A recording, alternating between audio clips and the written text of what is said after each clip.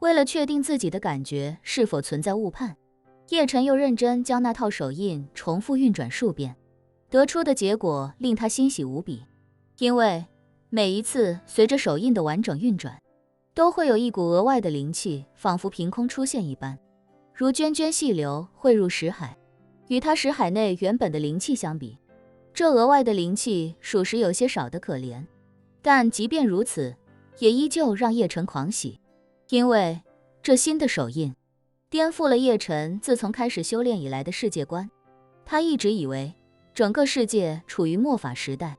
自然界几乎已经没有天然存在的灵气，修士想要提高修为增加灵气，唯一可用的办法就是服用丹药。可以理解为，自然界虽然没有了天然现成的灵气，但炼丹之法还是可以从各种各样的天材地宝中找到一种人工合成灵气的方式，以此来维持末法时代的艰难修行。基于这个前提，灵气对修士来说就是这世界上最珍贵的资源。可是眼下的手印却一下子打开了新的世界，因为它竟然也是一个能够产生灵气的途径，而且它无需依赖任何材料，只需要通过这套手印就能够让自身灵气缓慢增长。有了这套手印，末法时代的修行就会变得容易许多。当然，这手印产生灵气的效率也属实低了许多，想要将体内所有灵气补充起来，恐怕至少也需要孜孜不倦地运转数月。叶晨在这一刻才终于明白，为什么传说中那些高僧一辈子打坐参禅，却能往生极乐，成神成佛，拥有万千神通。这是因为他们参了一辈子禅，同时也是修了一辈子炼。一块蒲团，寥寥檀香，一个人在佛前虔诚打坐100年，外面的人就算同样修炼100年，也不可能有他们那般纯粹，不可能有他们那般投入。想到这里，叶晨忽然感觉武侠小说里关于扫地僧的传说似乎也有了几分道理。与此同时，一旁的云如歌和宋如玉也艰难地第一次完成了整套16个手印。他们之前从未接触过佛门手印，所以一上手感觉晦涩难懂，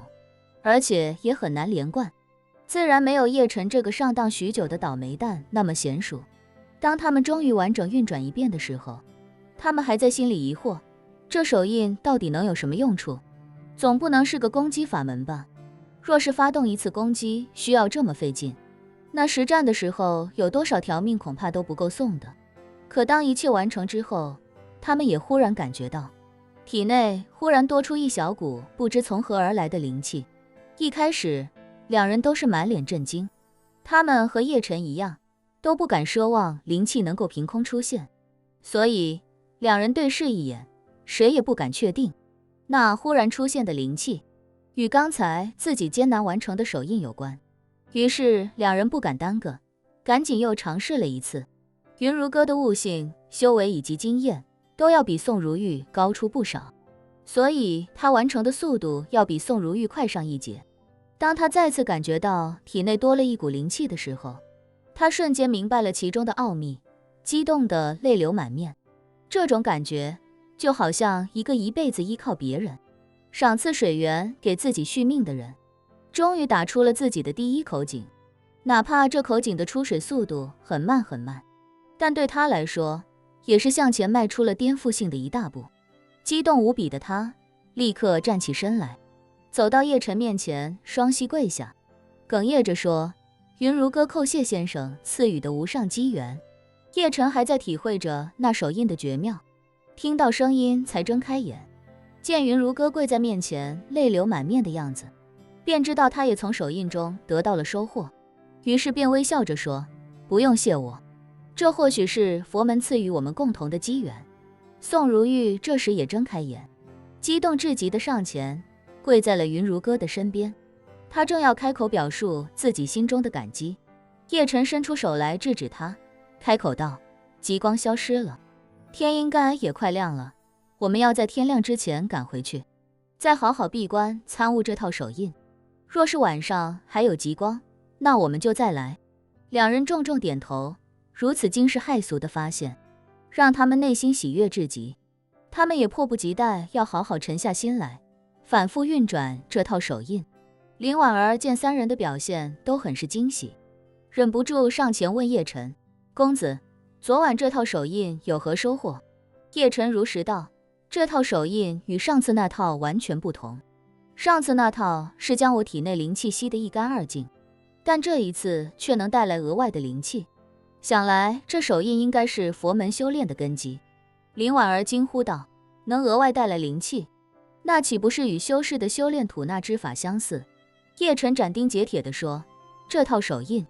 要比吐纳更强，更适合当下。因为吐纳是吸收和沉淀天地中的灵气，将天地间的灵气在自己体内不断提纯。一旦天地间没了灵气，这套吐纳之法就失去了最大的意义。现在它唯一的功效就是将丹药转化的灵气在体内提纯。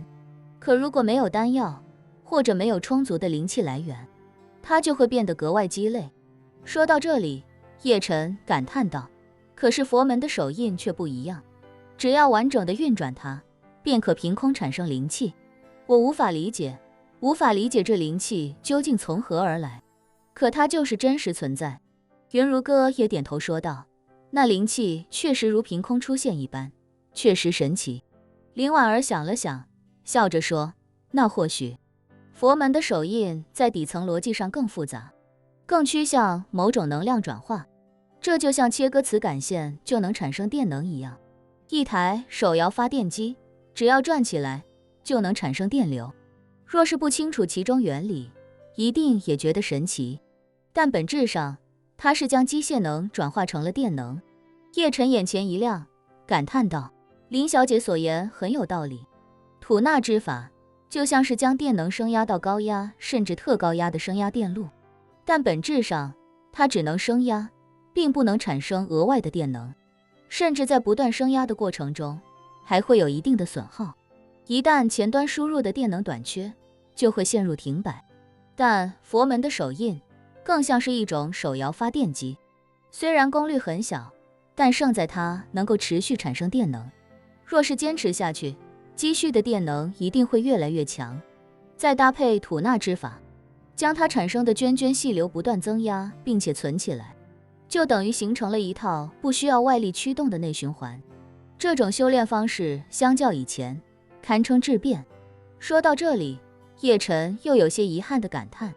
只是这手印产生的灵气属实少得可怜。若是用这种方法，那修炼的过程就会被不断拉长，一次闭关至少也要几个月，甚至好几年。一旁的林婉儿微笑着说：“公子不必叹气，任何修炼法门都是循序渐进的，这一套手印后面一定还有更高深、更强大的手印。公子要做的就是刻苦练习，以及耐心等待。”